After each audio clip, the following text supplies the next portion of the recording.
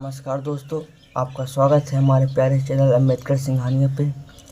तो दोस्तों, वोट चोरी को लेकर राहुल गांधी अभी बहुत परेशानी में है। इसी के साथ राहुल गांधी ने बोले हैं कि बिहार में वोट चोरी नहीं होने देंगे।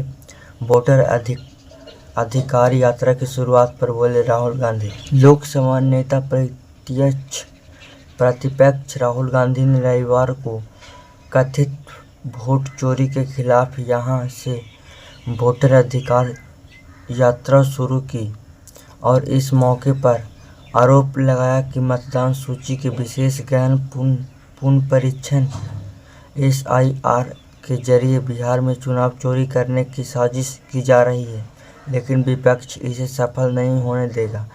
उन्होंने यह दावा किया कि अब सबको पता चल गया है कि चुनाव आयोग भारतीय जनता पार्टी के साथ मिलकर पूरे देश में वोट चोरी कर रहा है।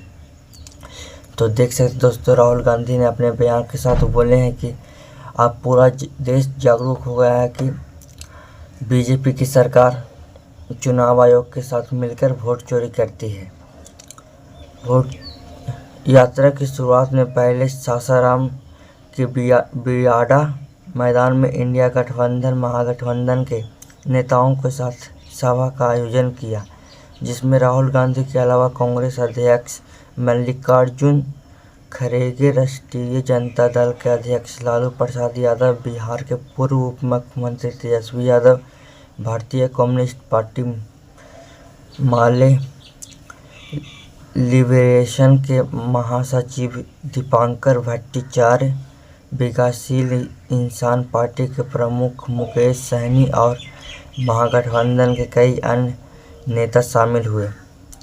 राहुल गांधी ने कहा, यह संविधान को बचाने की लड़ाई है। उन्होंने आरोप लगाया कि राष्ट्रीय स्वयंसेवक संघ और भाजपा संविधान को मिटाने की कोशिश कर रहे हैं।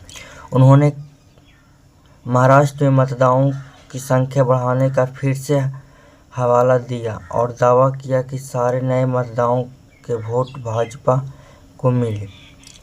राहुल गांधी ने कहा, इसके बाद बेंगलुरु की महादेवपुरा सीट पर मतदान सूची के बारे में जानकारी एकत्र किया तो निर्वाचन आयोग मुझे हलफनामा मांग।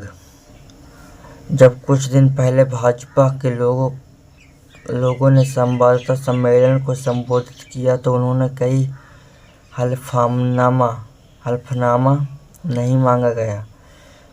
उनका कहना था चुनाव आयोग कहता है आप हलफनामा दें कि आपका डेटा सही है। यह डेटा तो चुनाव आयोग का है, मुझे हलफनामा क्यों मांगा जा रहा है? भाजपा के लोगों से कोई हलफनामा नहीं मांगा गया।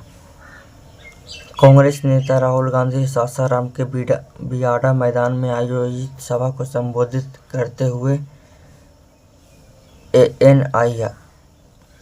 तो देख सकते हैं दोस्तों, जैसा कि राहुल गांधी बिहार में आए थे और बिहार के कई सारे महागठबंधन के नेता सदस्य जैसे तेजस्वी यादव इत्यादि सभी लोग आए थे।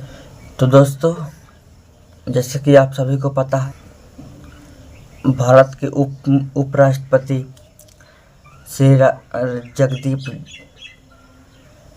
जगदीप धनखड़ अपने उपराष्ट्रपति पद से इस्तीफा दे दिए हैं।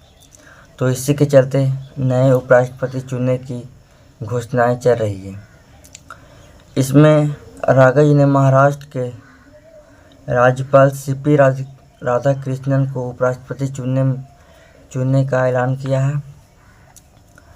ऐलान तो नहीं बोल सकते, मतलब कि नामांकन हुआ है कि इनका भी चुना जा सकता है।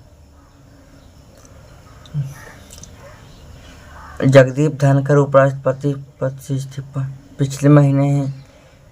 जगदीप धनखड़ उपराष्ट्रपति पद से पिछले महीने ही इस्तीफा दे चुके हैं और अगला वोटिंग 9 सितंबर को है, जिसमें उपराष्ट्रपति पद के लिए चुना जाएगा उम्मीदवारों को।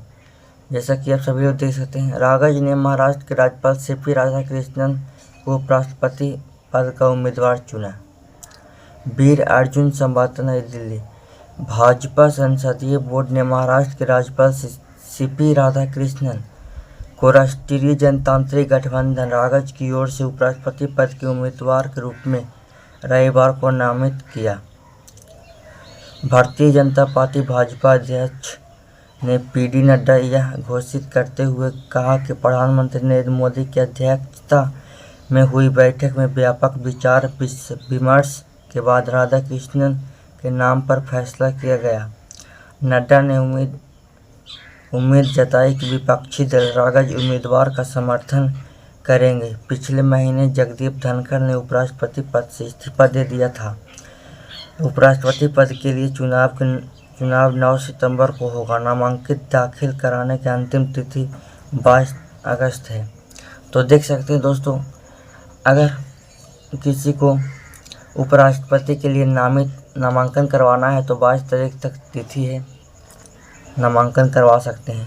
इस बीच प्रधानमंत्री नरेंद्र मोदी ने कहा, रागज के उपराष्ट्रपति पद के उम्मीदवार सीपी राधाकृष्णन ने हमेशा हाशिए पर पड़े लोगों को सशक्त बनाने पर ध्यान केंद्रित किया और अपने समर्पण, विनम्रता एवं बुद्धिमत्ता से एक अलग पहचान बनाई।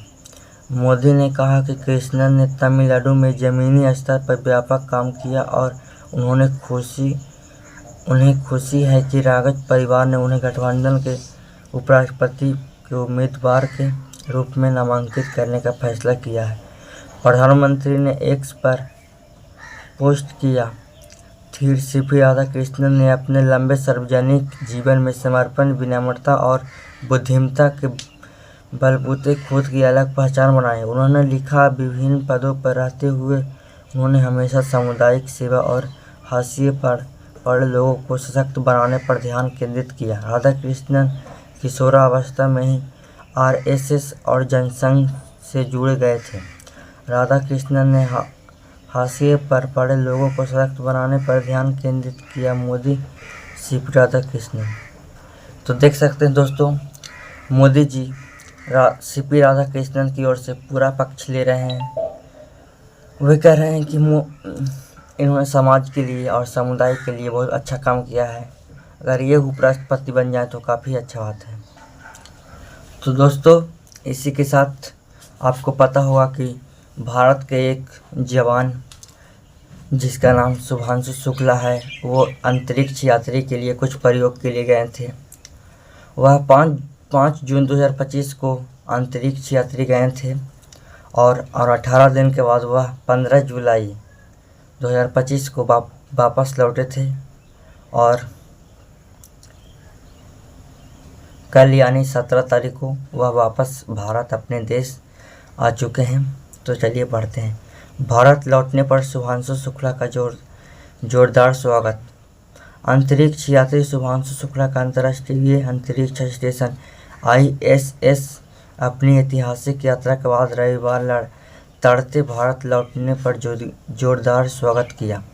यहाँ हवाई अड्डे पर बड़ी संख्या में लोगों ने तिरंगा लहराते हुए और ढोल बजाते हुए शुक्ला का भव्य स्वागत किया गया। तो देख सकते हैं दोस्तों, हवाई अड्डे पर लोगों ने तिरंगा लहराते हुए और ढोल नगाड़ों के साथ उनका स्वागत किया, जो कि भारतीय संस्कृति है।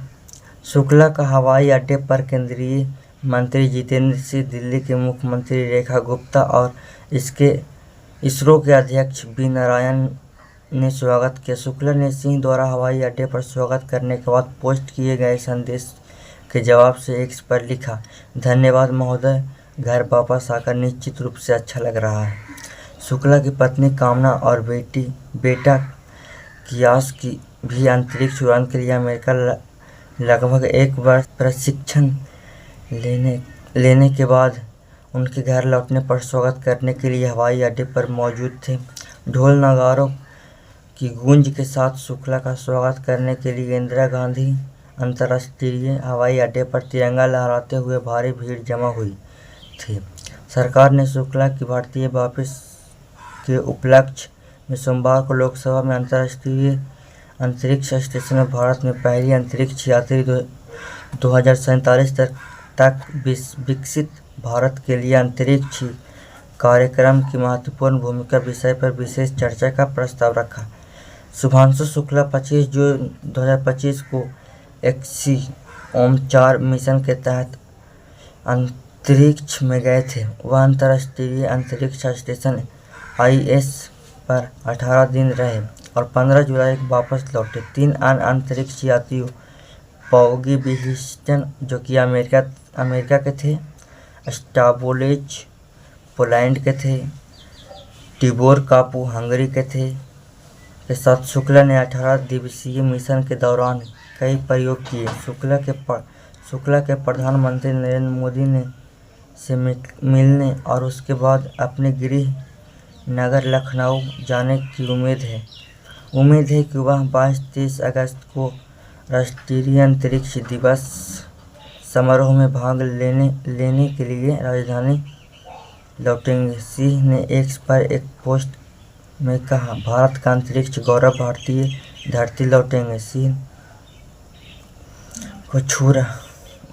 धरती को छू रहा है। मां भारती के प्रतिष्ठित सपूत गगनयात्री शुभांशु शुक्ला आज तड़के दिल्ली पहुंचे। उनके साथ ग्रुप कैप्टन प्रशांत बालकृष्णन नायर भी हैं, जो भारत के पहले मानव मिशन गगनयान के लिए चुने गए अंतरिक्ष यात्रियों में से एक हैं और ISS मिशन के लिए भारत के नामित अंतरिक्ष यात्री थे। शुक्ला और उनके अंतरिक्ष यात्री थे। तो देख सकते हैं दोस्तों, भारत एक और मिशन के लिए सक्सेसफुल हो गया है और फाइनली शुभंकर मिश्रा अपने घर सुरक्षित पहुंच गए हैं, जो कि हमारे लिए काफ़ी गर्व की बात है।